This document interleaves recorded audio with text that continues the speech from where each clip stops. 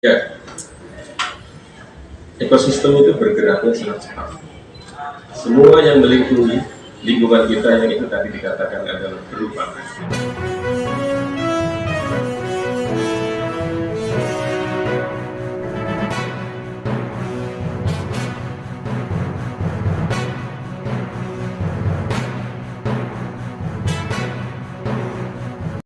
Begitu saya dikabari, Mas Widi mau ketemu sama rekan-rekan dulu, bernostalgia, saya dengan senang hati.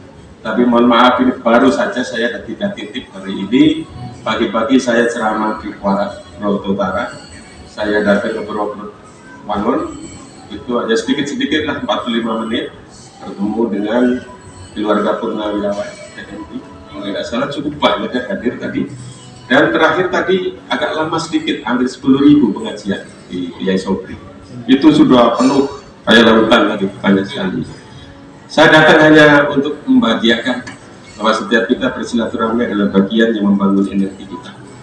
Hal-hal lain saya kira itu satu yang alamiah saja. Tapi intinya saya berada di tempat manapun, every time saya pasti punya kawan, punya kenalan baru, bertatap mata dengan mata-mata yang baru, merasakan perasaan-perasaan yang baru, sehingga saya memang betul Pak, di luar terkadang ada beberapa orang ini banyak yang menanyakan dari politik, bukan ya, hari ini terjawab Pak.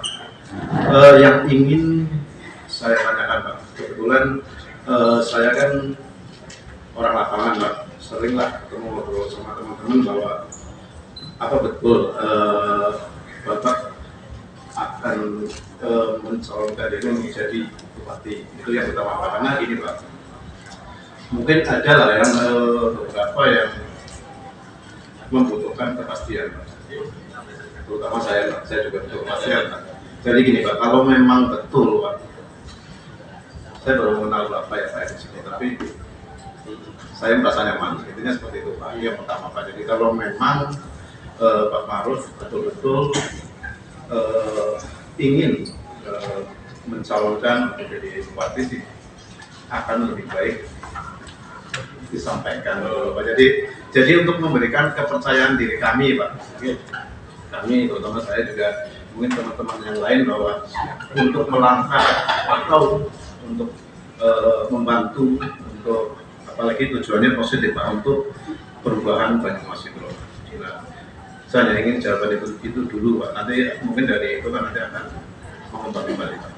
Terima kasih Pak atas waktunya Pak Ma'ruf. jadi Pak Terbawan, ya, gamblang pertanyaannya. Okay. Jadi insya Allah ya, Bapak dan Ibu, perjalanan pengabdian saya cukup panjang. Jika Allah mengizinkan, Tuhan mengizinkan. Ini saya sampaikan secara terang di sini supaya tadi tidak menimbulkan pertanyaan. Di tahun 2024 kalau saya sehat, pengalaman, ilmu, dan apapun yang saya miliki, leadership yang selama ini insya Allah sudah dibekali dengan banyak ya, pengalaman, karena sudah juga berbagai tempat yang saya ikuti. Jika Tuhan mengizinkan, saya ingin ikut dalam kontestasi pilkada di tahun 2024. Jadi oleh karena itulah saya menjalankan ini dengan jalan silaturahmi yang baik. Karena pada intinya demokrasi yang bisa dibangun kalau ada komunikasi antara rakyat dengan rakyat dan rakyat dengan pemimpin. Tidak mungkin terjadi bahwa demokrasi tumbuh kalau komunikasi itu tidak muncul. Oleh karena itulah silaturahmi saya mengatakan secara alamiah juga bagian dari komunikasi saya dengan masyarakat. Dan insya Allah Bapak dan Ibu semuanya, saya merasakan betul betapa energi itu cukup besar gitu ya, untuk setidaknya untuk diri saya, bukan untuk yang lain, memberikan spirit bahwa selama perjalanan nanti di 2024 menjadi bagian, menurut saya adalah kapital. Jadi dari titik-titik, karena saya datang juga dengan tulus, ikhlas dan baik, alhamdulillah tidak ada senyum. Semua datang dengan senang hati, senyum dan saya pulang dengan banyak yang tidak. Apapun itu, ini adalah Maruf saya yang menyampaikan ini. Karena saya punya baik Jawanya itu kerentek gitu ya, keinginan dan hanya satu, bukan persoalan lain-lain kecuali ini adalah tempat saya. Gitu. Saya lahir di sini, keluarga saya di sini, hidup di sini, orang Banyumas. Dan kalau saya punya sedikit keterbatasan pemikiran, kepemimpinan yang saya miliki, jika Allah mengizinkan dan masyarakat juga merestui, mendukung, saya ulangi lagi akan ikut kontestasi Pilkada 2020. Saya kira itu ya. Sudah, ada pertanyaan lagi? Saya Sakur Abdul Wahid dari Banyumas Express dan Banyumas Group, Iswe dan Hariskai Group. Saya beberapa kali ikut kegiatan Pak Maruf Cahyono di ISU, di UMP, di BINU dan KPIH. Kaitannya dengan, saya ingin menyinggung sedikit kaitannya dengan pemilu 2024 yang menurut saya tensi politik saat ini sangat dinamis. Kaitannya dengan itu, dalam beberapa pertemuan Pak Maruf sering menyampaikan tentang 4 pilar kebangsaan, penguatan nilai-nilai Pancasila. Nah, ke depan ini saya kira pesan kepada masyarakat ataupun semua pihak saya kira membangun politik empati kaitannya dengan agar kita semua tidak terjadi disintegrasi, pecah belah dan sebagainya.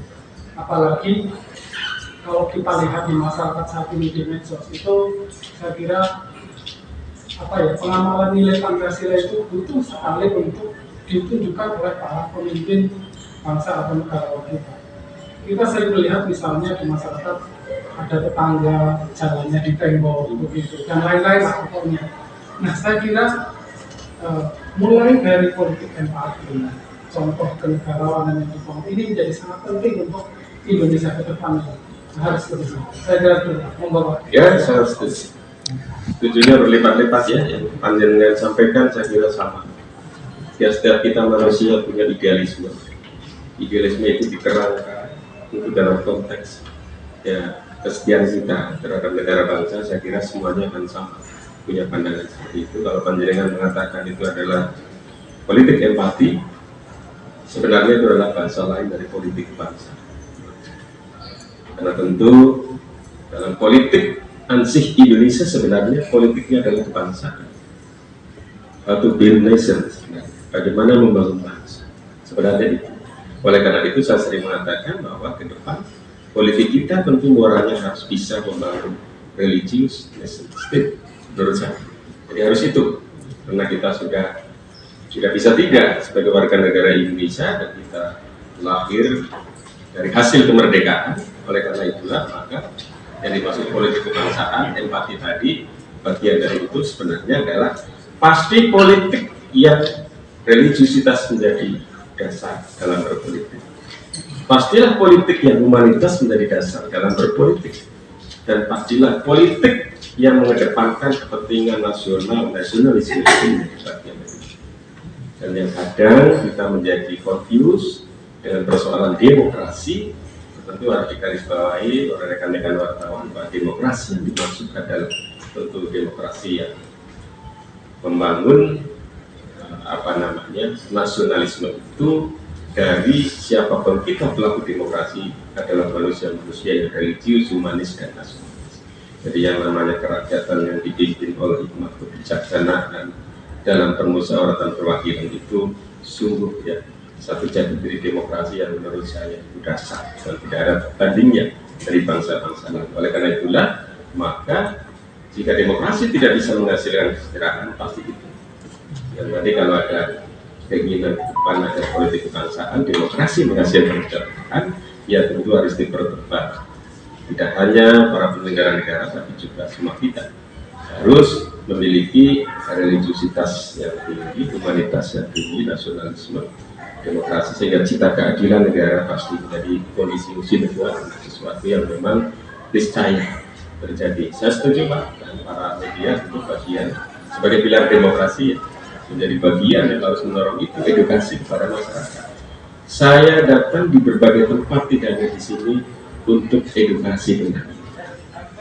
Ya, dengan dari hulu ke hilir saya bicara soal ini dengan jalan silaturahmi, insya Allah membangun Banyumas bukan saat nanti setelah atau apapun yang terjadi dalam politik, insya Allah sudah jadi kapan-kapan, termasuk hari ini membawa pikiran, waktu, tenaga, bahkan apapun untuk kepentingan edukasi, memajukan sumber daya manusia di Banyumas.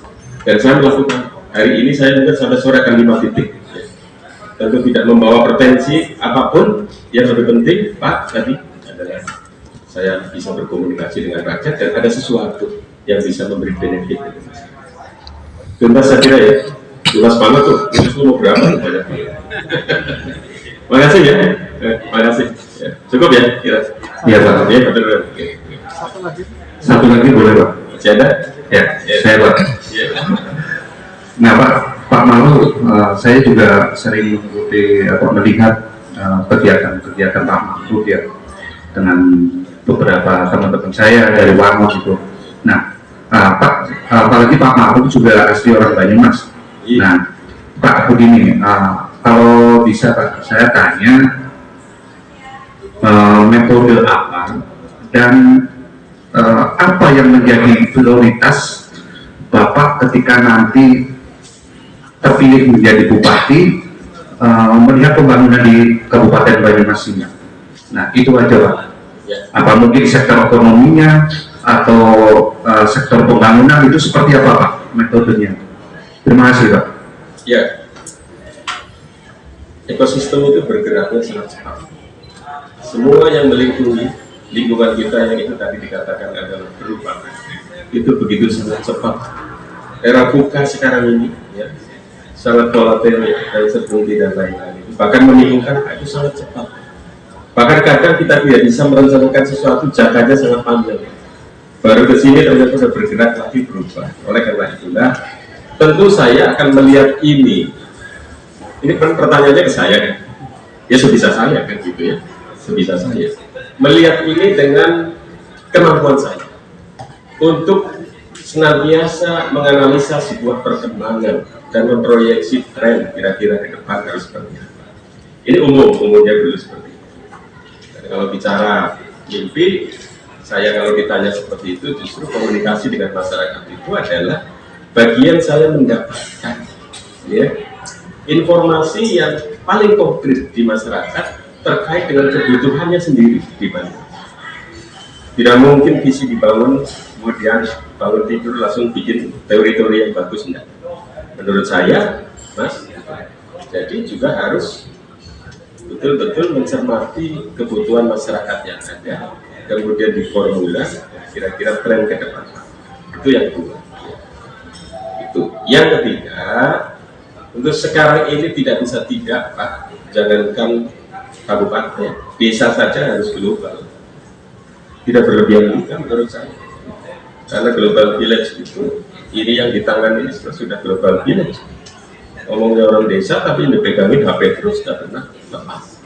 Kan begitu. Bahkan semuanya outsource tanpa sadar, dari mulai anak kecil sampai orang tua. Oleh karena itu, tidak bisa tidak kalau kita tidak beradaptasi dengan kondisi seperti itu. Sehingga Banyumas harus smart menurut saya. Banyumas itu harus cerdas, gitu ya. Sebagaimana negara juga harus cerdas, mencerdaskan kehidupan bangsa, melindungi dan lain-lain. Nah, sehingga kecerdasan itu yang saya mengatakan, ya, sekarang teknologi informasi ini kan bagian dari unsur dinamis tambahan kesekian dari gatranya ketahanan nasional, Pak. Jadi ada politik, ekonomi, sosial, budaya, sekarang ini TI menjadi peran utama.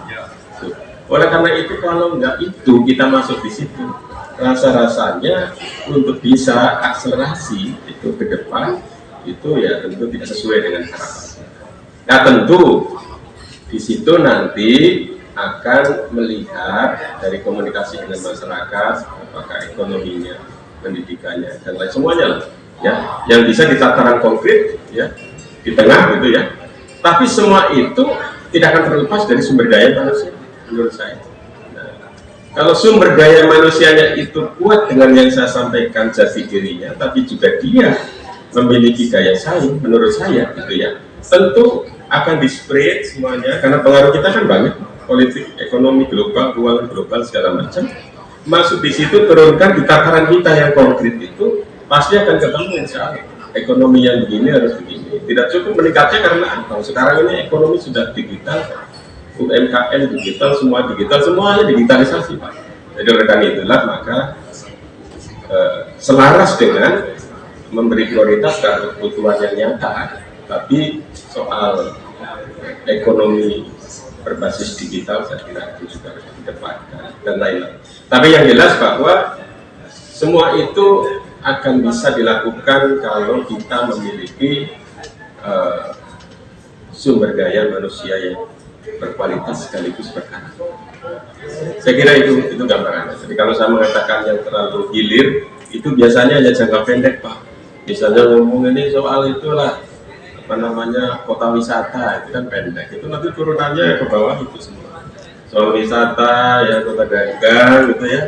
Kota apalagi itu ada pertanian segala macam itu dengan sendirinya akan bergerak saya kira.